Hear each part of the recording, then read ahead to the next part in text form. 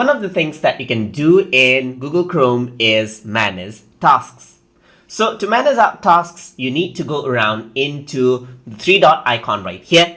And then once you go around into more tools, you can see Task Manager is an option.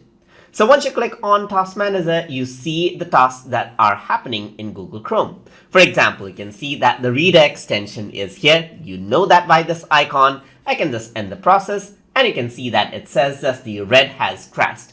It has not actually crashed, but we forced to stop it. That's why it says it crashed out.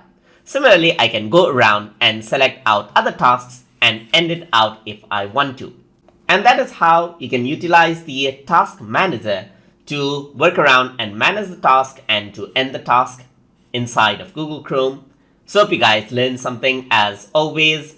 And as always, please like, comment, share, and subscribe.